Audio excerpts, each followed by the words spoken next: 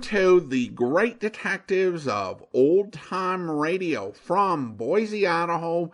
This is your host, Adam Graham. If you have a comment, email it to me, box13@greatdetectives.net. Follow us on Twitter at Radio Detectives and check us out on Instagram, instagram.com/greatdetectives. Reminder, this program is brought to you in part by the financial support of our listeners. You can support the show on a one-time basis, support.greatdetectives.net, and become one of our ongoing Patreon supporters at patreon.greatdetectives.net. Well, today we are celebrating 3,750 episodes, and today we're going to bring you an episode of Suspense. The original air date, December the 2nd, 1948, and the title is The Hands of Mr. Ottermole. In just a moment, Autolite presents Suspense with Claude Rains and Vincent Price. More coffee, Arlo? I believe not, Hap. And I want to thank you and Mary for a marvelous meal. A delightful, delicious, lovely dinner. You're more than welcome, Harlow. Uh-oh, here comes Mary with that who's going to wash the dishes look in her eye. You better start talking about Autolite resistor spark plugs and fast. Yes, of course, Hap. Autolite resistor spark plugs. As I was saying, right now, by Cornelius, is the time when all good men who know good things will come to the aid of their cars with a set of brand-new wide-gap Autolite resistor spark plugs. Why, with their wide spark gap, those Autolite resistor spark plugs do things for a car your old narrow-gap spark plugs just can't match. Why, they're marvelous. They're magnificent. By Cornelius, they're matchless. You're sparking, Harlow. But let's switch to Suspense.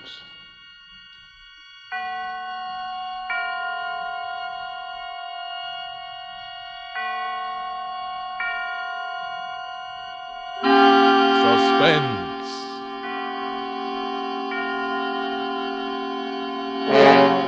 Autolite and its 60,000 dealers and service stations bring you radio's outstanding theater of thrills. Starring tonight, Mr. Claude Rains and Mr. Vincent Price in Anton Leader's production of The Hands of Mr. Ottermole. A tale well calculated to keep you in suspense. Tell me, Sergeant. Yes? Why do you think the Strangler killed the 5 times he did? 6 times, Mr. Newspaper Man. 6? Yes. Well, I suppose you do know as much about the Strangler as I do. How long have you been on the police force, Sergeant? This is my 15th year as a member of His Majesty's Metropolitan Police, Mr. Newspaper Man. For 10 years, I walked the beats of the Casper Street station, and for the past 5 years, I've been a sergeant of that station. In 15 years, you learn a lot about many things, including murder. Oh, yes, murder. It's a word and a deed which has fascinated more people than you and I could count.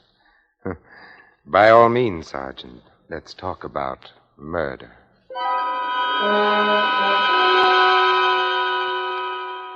You'd think there'd be little murder in such a district, wouldn't you, Mr. Newspaper Man? Murder for a bit of henning, cup of tea. There's nothing there to take except lives. And it was there that the Strangler came to practice his grim trade. Already he'd struck twice. Once on Lagos Street, once on Breen Street. His strong, white hands reaching for an unexpected throat. Then he'd vanished into the darkness, leaving behind something that once had been a living, breathing human. What was his gain? Perhaps no more than the satisfaction of a job well done. Perhaps he felt he'd done some poor devil a favor, that a sympathetic force led him to his victims the same as a cyclone picks one corner and misses another. I was thinking about that the night I first met you, Mr. Newspaper Man. I was walking down Malin End when I saw you, standing in the shadows. Good evening, officer. Stand where you are. Who are you? From the Daily Herald, officer. Oh, newspaper man, eh? Yes. What you doing here? Oh, looking for a story. Are you expecting to catch the Strangler, officer? What would you know about the Strangler, Mr. Newspaper Man? Only that he likes your district and that you have no idea who he is. That's right. He could be anybody who's about in this district at night. Perhaps even a newspaper man. Oh, you suspect that I might be making my news before I write it? And I shall keep that in mind. for dull days. Good night, son. All right. I watched you, Mr. Newspaperman, as you walked away. Watched and thought of the force that moved the strangler. About the same time, that force, whatever it was, brought the strangler to Mr. Wybrow, an honest worker whom I've seen so many times I can tell you nearly exactly how he spent his last few minutes on Earth. I know the very sound of his footsteps, almost his every thought. And I can hear the footsteps of the man who followed him. It was 6 o'clock of an evening, and Mr. Wybrow was going home from work. He stepped off the tram at High Street and Malin End and walked slowly, wondering if his missus would have herring or haddock for his tea. It was a wretched night, and he could taste the fog in his throat, feel the dampness through the soles of his shoes. He turned down Lagos Street, and the footsteps behind turned with him. And so, one behind the other, the two men walked through Lagos and turned into Loyal Lane. Any man other than Mr. Wybrow might have heard some warning in the footsteps that followed him, something that said, "Beware. Beware. Beware." No. The foot of a killer falls just as quietly as the foot of any other worker. But those footfalls were bearing a pair of hands to Mr. Wybrow, and there is something in hands. Behind him, even then, those hands were flexing themselves, feeling the strength run down through the strong fingers. Mr. Wybrow was almost home. He turned down Casper Street, plodding along through the dim light. Small dog barked at the figures. Voices drifted out from the shabby houses, but Mr. Wybrow paid no attention to them or to the steps which followed him. Ahead of Mr. Wybrow was his own house, and he walked a little faster. Maybe it looked like he was going to get away, but the man behind only smiled and followed at the same pace. Mr. Wybrow turned in at his own gate and opened the door. He stepped inside. Is that you, Harry? Yes. What's for tea, Flossie? Harry, you're lucky to be getting that. Who's that? How do I know before I've opened the door? If it's a collector, he can just nip off. Well, what?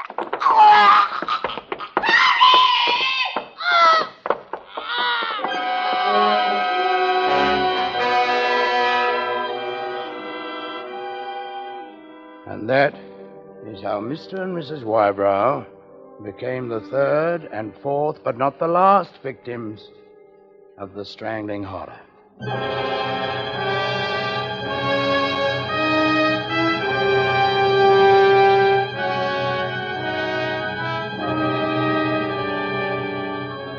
For Suspense, Autolite is bringing you Mr. Claude Rains and Mr. Vincent Price in radio's outstanding theater of thrills, Suspense.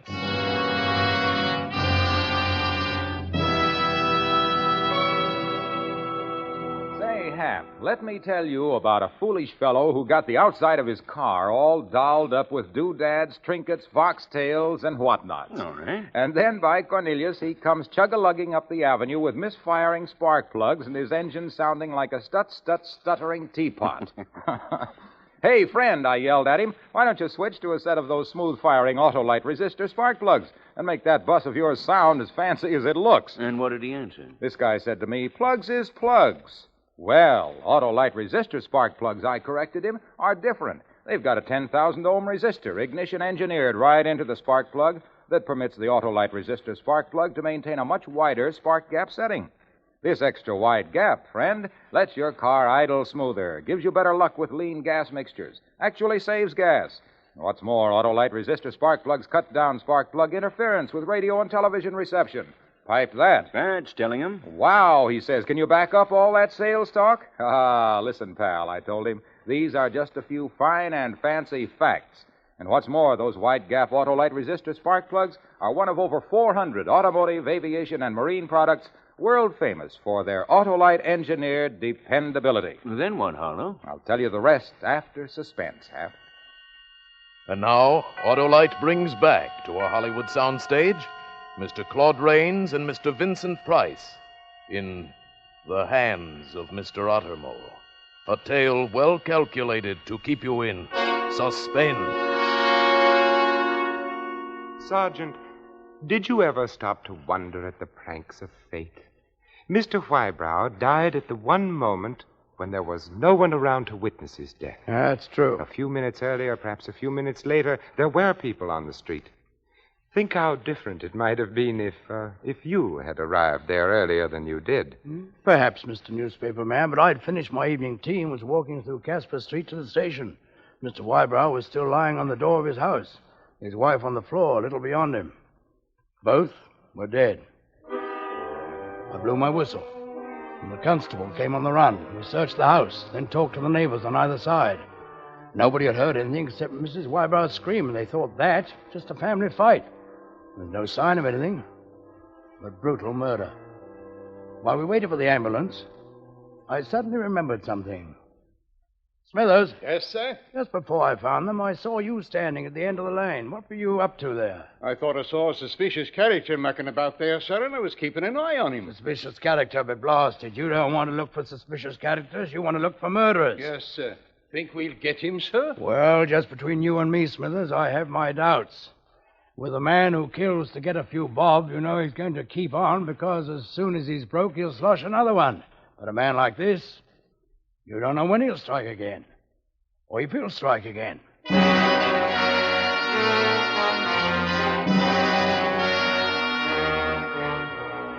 Back at the station, the newspaper men were waiting for the story, having scented it the way dogs will smell out the fresh track of a fox. There was one newspaper man, tall, with shoulders and arms that looked more like a coal heaver than a journalist, who kept asking about clues as though he wanted to solve the case himself. That was you, Mr. Newspaper Man, or maybe you just wanted to find out how much we knew. After the newspaper men left, I was in my office, finishing up my report, when there was a knock on the door. Who's there? Do you mind if I come in, Sergeant? Oh, it's you. Yes, I thought of a few more questions I'd like to ask you. Oh, it seems to me you are around all the time. So? Yes. And now you want to ask more questions. I'm afraid we can't give out any more information than you already have. Half a minute, Sergeant. All the papers are going to do a regular story on the strangling monster. I thought I'd like to do something different, more of a mood piece. Now, you look like an intelligent man, Sergeant. Thanks. Well, I thought you might help. Well, maybe I can, maybe I can't. What do you want to know? What sort of a man do you think the killer is? You really think he's a monster who can slip through the night without being seen? No, I think he's probably a very ordinary man. Everyone, even our own constables, is looking for a monster instead of the man standing next to them. No, this man can move about and no one sees him because he's an ordinary man, and it's ordinary for him to be around. He might be a bootblack, the man who makes deliveries, or even a policeman. Or a journalist. Why do you say that? I don't think I meant anything personal, Mr. Newspaper Man. I meant that he's merely someone you look at and never think that maybe he might strangle someone. Well, your theory is very interesting, Sergeant. And do you also think that you'll catch him? Well, if he's caught, short of actually catching him in the act, it'll be because of only one thing. Oh, and that is? Curiosity. Curiosity? Yes. He'll be nabbed if his curiosity is too great. If he wonders how near others are to him. If he has to ask questions and then returns to ask still more questions.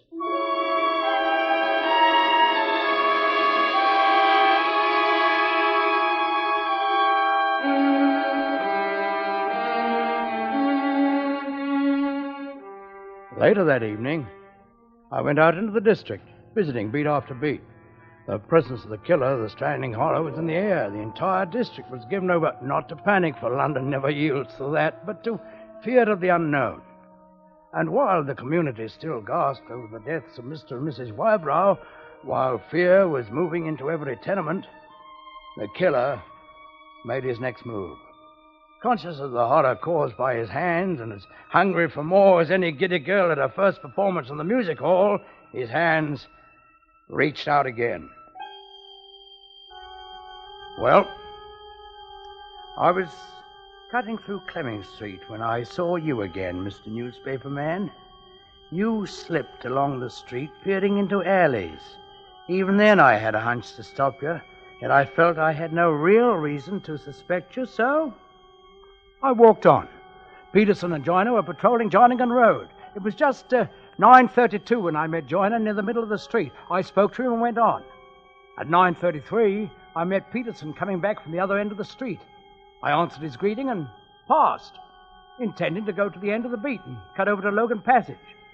Then, during the few seconds that everyone's back was turned towards the spot where he stood, the killer struck again.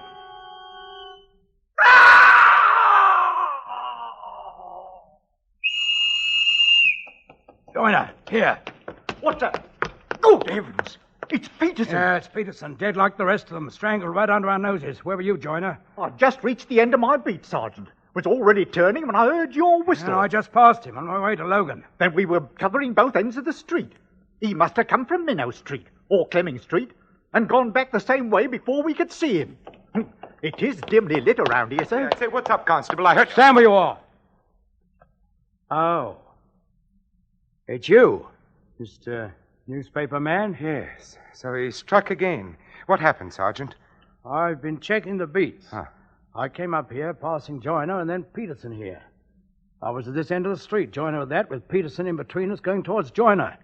He cried out once, and then was like this. We saw no one.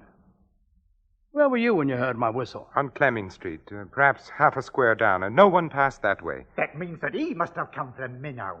Shall I ring in, sir? Yeah, go ahead, Joyner. Half a square down Clemming Street, were you? That's right. That's where you were more than 5 minutes ago when I passed and you were coming this way. Well, I thought I saw something in one of the alleys and stopped to look closer. Oh, now, come, Sergeant. Let's not start suspecting each other. The mutual suspicion of this district is catching. Yeah, I suppose it is. Yes, of course. Still, there's a murderer who must be caught, Mr. Newspaper Man.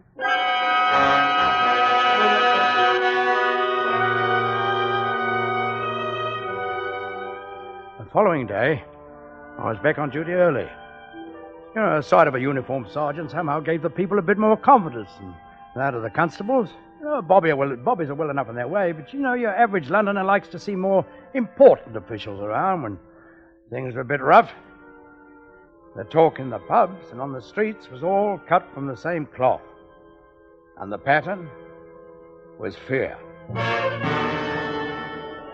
I say the strangler's some posh who's off his beam.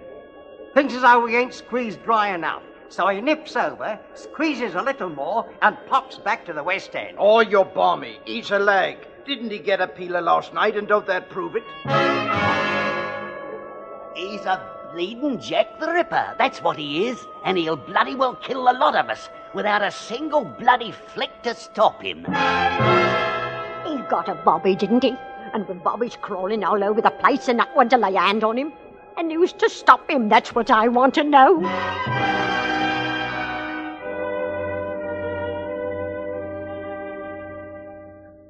I walked the streets, dropping a bit of cheer here and there. 4 or 5 times I saw you again, Mr. Newspaper Man. Your dark face twisted with emotion as you listened to the talk. This, too, was queer, for you were the only newspaper man I saw in the whole district. By 9 o'clock, I was in Richards Lane, a narrow street, partly a stall market and partly cheap homes. On one side was the shattered wall of the railway yard.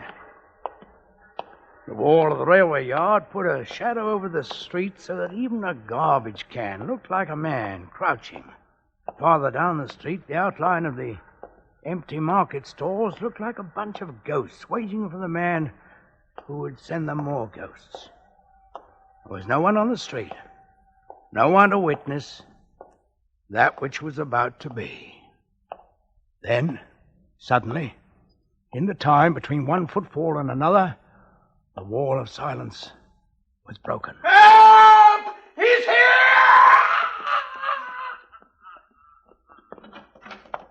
And then the lane came to life. It seemed like they were all released by that scream.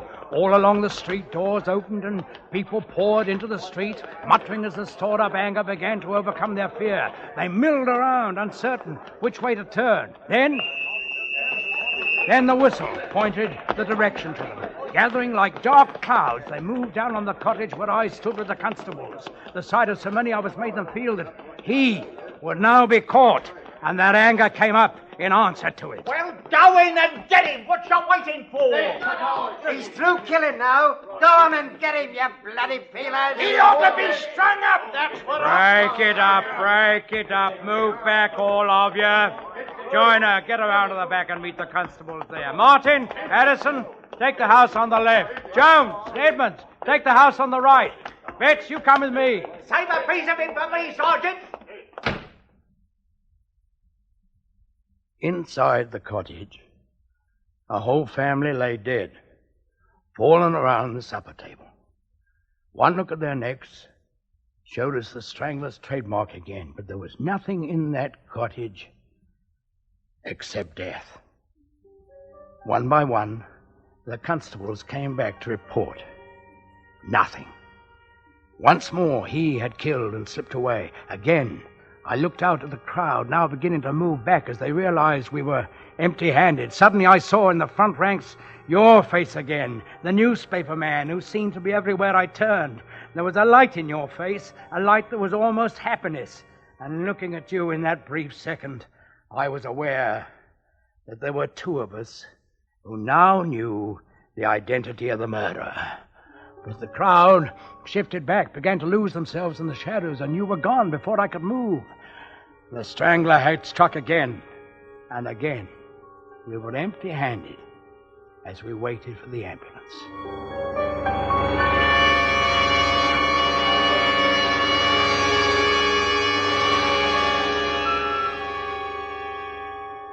You may have been empty-handed, Sergeant, but I'm sure there were enough thoughts in your head to make up for the lack of something to put your hands on.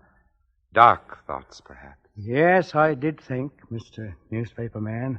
I tried to imagine what you were doing during the next hour. I thought perhaps that you went to the nearest pub and sat alone at the bar, attended by a frightened barmaid. I think you dismissed the strangling horror from your mind and thought only of the glass of stout and the sandwich, where even such men as you must rebuild their strength.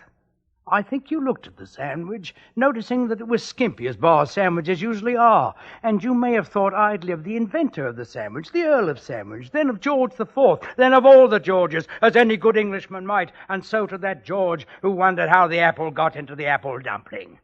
It was while thinking of that, and how the ham got into the ham sandwich, that your mind came back to the people who had been murdered.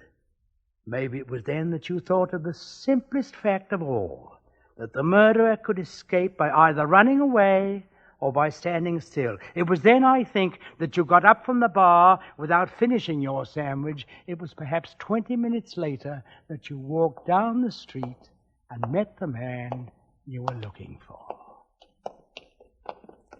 Well, seen anything of the murderer, Sergeant? Oh, it's you again. Yes. No, nor is anybody else. And I doubt if they ever will. Oh, I don't know. He's already struck 5 times. I've been thinking about it, and I've got an idea. So? Yes. Came to me all of a sudden. And I felt that we'd all been blind. It's been staring us in the face. Oh? Has it now? Well, if you're so sure, why not give us the benefit of it? I'm going to. Yes, it seems quite simple now. But there's still one more point I don't quite understand. I mean the motive. Now, as man to man, tell me, Sergeant Ottermole, just why did you kill those inoffensive people? Well, To tell the truth, Mr. Newspaper Man, I don't know. But I've got an idea. Just like you. Everybody knows we can't control the workings of our mind. Ideas come into our heads without being asked. But everybody's supposed to be able to control his body. Why? We get our minds from heaven knows where, from people who were dead years before we were born, some say. Maybe we get our bodies the same way. Our faces, our legs, our hands. They aren't completely ours. And couldn't ideas come into our bodies like ideas come into our minds? Couldn't ideas live in muscles as well as in a brain? Couldn't it be that parts of our bodies aren't really us? And couldn't ideas come into them all of a sudden like ideas come into my hand? You see, Mr. Newspaper Man? It was 6.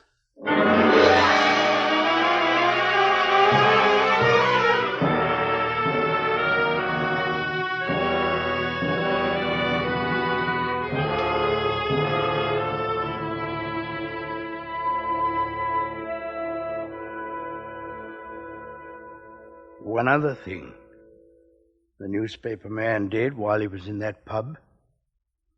He'd called his newspaper and told them his idea and said he was coming to meet me.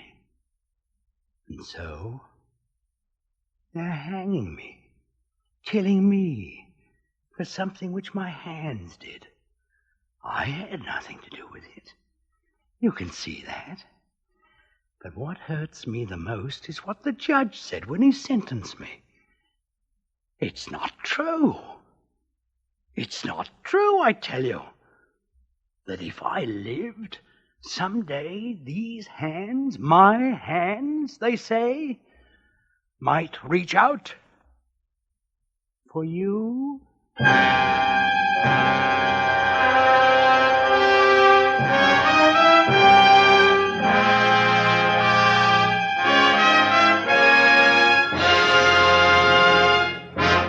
Thank you, Claude Rains and Vincent Price, for a splendid performance.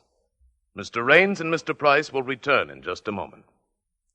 Harrow, you were telling me... Oh, yes. Well, Hap, the next time I saw this fancy fellow, his gadget-laden car was humming and purring up the street as smooth as the slippery glide of a slide trombone. I got my auto-light resistor spark plugs, he yelled to me as he whirled by, and they're terrific. Well, by Cornelius, this fellow had the right dope. Because, friends, when you replace your old narrow-gap spark plugs with the wide-gap auto-light resistor spark plugs, you can really tell the difference in your car. So if you don't already have a set of Autolite resistor spark plugs, drive down tomorrow to your nearest Autolite dealer and treat your car right. Switch to Autolite. And friends, remember too, Autolite means spark plug. Ignition-engineered resistor spark plug.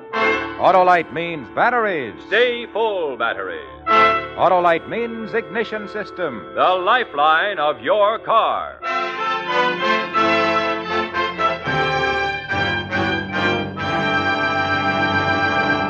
And now here again is Mr. Claude Rains. The Hands of Mr. Ottermole has always been one of my favorite mystery stories, and so it was a great pleasure to be able to play it on Suspense, one of my favorite radio programs. What about you, Vincent? Well, I agree with you on both counts, Claude. And in addition, I found it refreshing to play the murder victim for a change instead of the murderer. By the way, Claude, what will we be hearing on Suspense next week? A treat you won't want to miss. One of Hollywood's most glamorous stars, Miss Rosalind Russell, in a top story, The Sisters. Another gripping study in... Suspense. Claude Rains will soon be seen in the Paramount picture The Sin of Abby Hunt. Vincent Price can currently be seen with Lana Turner, Gene Kelly, and June Allison in Metro-Goldwyn-Mayer's Technicolor production, The Three Musketeers. Tonight's suspense play was the famous story by Thomas Burke, adapted for radio by Ken Crossan, with music composed by Lucien Moraweck and conducted by Lud Gluskin. The entire production was under the direction of Anton M. Leader. In the coming weeks, Suspense will present such stars as James Cagney, Ronald Colman, William Bendix, and others. Make it a point to listen each Thursday to Suspense, radio's outstanding theater of thrills. And next Thursday, same time, hear Rosalind Russell in The Sisters.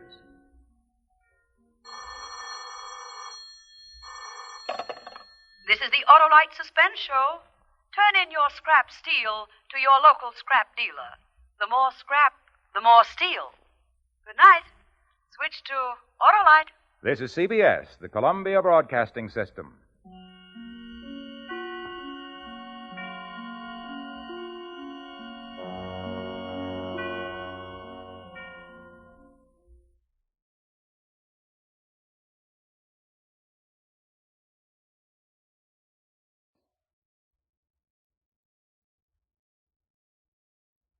Welcome back. This is an interesting story, and the way it plays out is not one of our typical detective programs, but I just had to play it.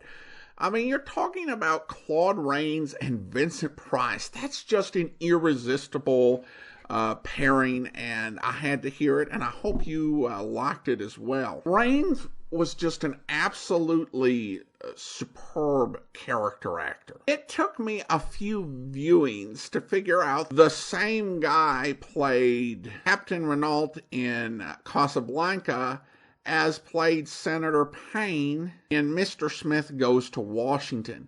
He just had a way of becoming these characters. I think they also probably did more with hair and makeup than most other stars of the era. So incredibly talented, and he does a good job here. I think that the production team does a superb bit of work in setting the audience up. And the casting of Vincent Price is good for that reason. As they alluded to in the episode, while Vincent Price played the Saint over radio, he already, by 1948, was developing a reputation for playing these more sinister, ominous sorts of characters. So in a story like this, who actually committed the murder? It's gotta be Vincent Price. If you hadn't read the story, that's what you would assume. Because obviously, it's Vincent Price. He's the murderer. That's the way things work. Now, the dialogue, particularly where the policeman continually calls the reporter Mr. Newspaper Man, is actually something that came from the original short story. I think that the author sensed that if he revealed that the person who was on the police force was Sergeant Ottermole, that would give the game away, given the title. So he was nondescript about the names for a purpose until the big reveal at the end. And I just kind of glanced over the story, and so much of the dialogue from the radio play was pulled directly from the short story. But this is considered a classic of detective fiction, even though it doesn't go the way our typical great detective story goes. And I think the performances really make it compelling. It's a challenging story to do over radio. They did it well here, and I think were faithful to the main text. Added a few things in, particularly ending to add a haunting feeling to it. But overall, quite an enjoyable outing. Alright, well now it is time for me to thank our Patreon supporter of the day. Thank you to Azita, Patreon supporter since September 2019, currently supporting the program at the Detective Sergeant level of $7.14 or more per month. Well, that will actually do it for today. If you are enjoying the podcast, please be sure to rate and review it wherever you download your podcast from. Join us back here tomorrow for Casey Crime Photographer, where... Are you Mrs. Banks? That's me, Lizzie Banks. Mrs. Charles Peter Banks. Well, I'm Captain Logan. This is Sergeant Martin. Oh, pleased to meet you. Howdy, ma'am. And who's that fellow with the picture box? Just a press photographer, Mrs. Banks. Pay no attention to him. You here to take pictures of me, young man? Definitely, Mrs. Banks. Oh, come in and make yourself to home. You and your lady friend, both. Thank you. Now, where's this roomer you think is... In the front bedroom, just off my parlor here. There. Door's locked. Well, it's the only room I rent out. Only room I gotta rent, matter of fact. Sergeant, Yeah, take a squint through this keyhole. There's only 4 rooms in this place. Parlor, kitchen, front and back bedrooms. I'd say the woman lying on the floor in there has been stabbed, Captain. Oh, I used to have a nice big house when my husband was alive. 6 rooms and bath, but that... Now we'll break in the door, Hey, Sarge. who'll pay for that door? Now, we can't think of that now, lady. All right. All together, Martin. Oh, I'm a poor woman. One push is all a door like that needs. Oh, well, I'll get another door somewhere. This woman's stone cold. She's been dead for hours. The knife in her back was pushed in up to the hilt. Now, all of you keep out of this room. I don't want you stepping on possible evidence. What's the dead woman's name, Mrs. Banks? Oh, Miss Jessup. Poor Miss Jessup. Miss Jessup, huh? Dorothy, at least that's what she told me. Such a nice woman she was. So quiet. And she paid her rent. I hope you'll join us then. In the meantime, do send your comments to box13@greatdetectives.net. Follow us on Twitter @Radio Detectives and check us out on Instagram, instagram.com/greatdetectives. From Boise, Idaho, this is your host, Adam Graham, signing off.